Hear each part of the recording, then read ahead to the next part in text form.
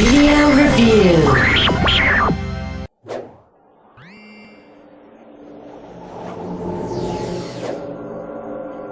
12 years ago, a nine-tailed fox suddenly appeared. Its tails lashed out, smashing mountains and sending tidal waves crashing to the shores. The ninja rose up to defend their villages. Hold the attack and wait for the fourth Hokage! It's getting closer! Don't let it near the village!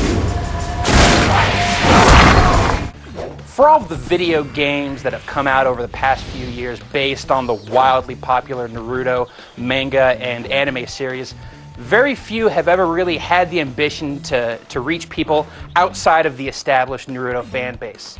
This is kind of the big thing that separates Naruto Rise of a Ninja from Ubisoft from its predecessors. It's also the first Naruto game that's been developed outside of Japan, and it definitely takes a target for Western audiences. This is a game that's sure to appeal to fans of Naruto, but it also does a pretty good job of introducing the story and the characters, making it accessible for first-timers.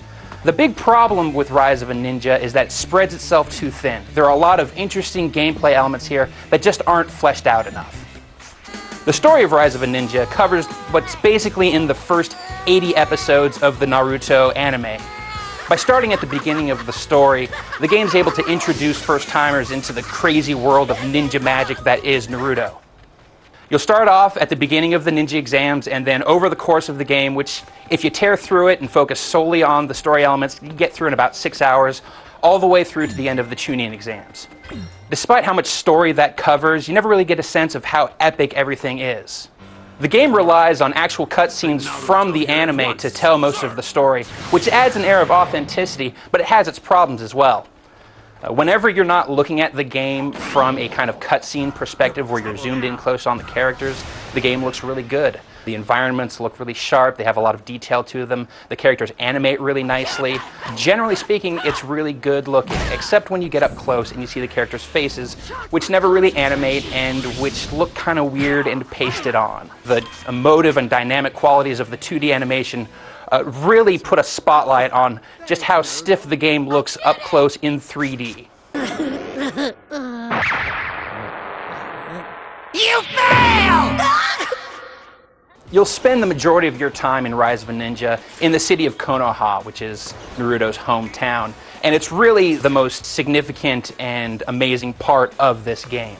This city has been fully realized, it's got a ton of detail, and it just feels really organic. It also has kind of a more realistic look than the characters, which are all very cartoony and cel-shaded, while the city of Konoha uses a lot more muted tones, creating a really nice contrast that feels very much in line with the source material. When you first start off the game, Naruto is a pretty standard third-person action hero. He can jump and run around, but he doesn't have a lot of vertical mobility, which is something that he earns over time through a series of abilities called jutsu. There are three main types of jutsu that Naruto will earn over the course of the game. There's Shadow Clone Jutsu, Sexy Jutsu, and Chakra Concentration. Now, Sexy Jutsu is not particularly useful, but Shadow Clone and the Chakra Concentration prove to be very, very valuable over the course of the game. Now, you perform these jutsus by holding down the left trigger on the controller and then inputting a series of commands with both analog sticks. It never gets very complicated, but it does a pretty good job of kind of evoking the elaborate hand gestures that the characters do in the show.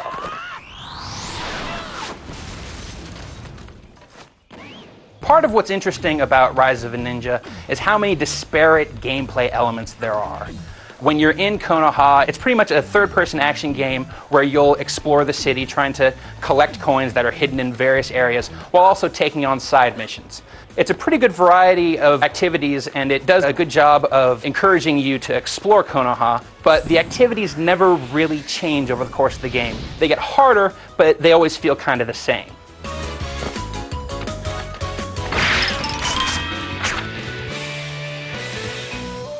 That smells good. Thanks, Naruto. I did it! Whenever you take on missions that take you outside of the city walls of Konoha, the feel of the world changes a lot.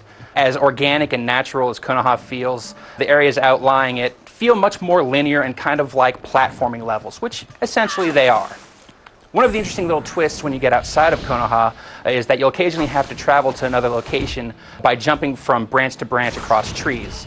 These little gameplay scenarios are really cool at first. Unfortunately, like some of the missions, they never really changed, and so even though you're traveling to different areas from different places, these travel sequences never really feel any different. Another interesting gameplay twist in Rise of a Ninja is that whenever you get into a fight, the game actually cuts away to a one-on-one 3D fighting game engine. It's pretty accessible, and you can also use your jutsu abilities here, although ultimately you'll only use the Shadow Clone Jutsu because it's the best offensive jutsu you have, which ends up kind of making every fight feel the same, as you'll inevitably end up using the Shadow Clone Jutsu at least once in every fight. Another problem is that you end up fighting the same types of enemies in this fighting game engine over and over again in the story mode. You'll occasionally get to fight with some marquee characters from the show, but you'll spend most of your time fighting bandits and bandit lieutenants, and it just kind of gets repetitive. The fighting game engine also serves as the basis for the game's multiplayer component, and in this context, the fighting game feels a little bit more fleshed out since you can play as a number of other characters. Their fighting styles can vary a bit, and the game is balanced pretty nicely. You can play the game locally against another player or over Xbox Live. There are standard one-on-one quick matches, while there's also this kind of interesting ranked match system called the Forest of Death exam, where you have to go through a series of ranked battles, and whenever you lose, you reset back to the bottom of the pile. The fighting system, while fun and entertaining, is not particularly deep, though at the same time, it does do a good job of conveying the feel of the show. The moves hit hard, and there's a lot of stylish flash to it. Whenever you perform one of your jutsu abilities, you'll see this crazy dynamic action sequence, and there are actually little mini games that you have to engage in whenever a jutsu ability is activated. And these can differ from character to character and also between different jutsu abilities.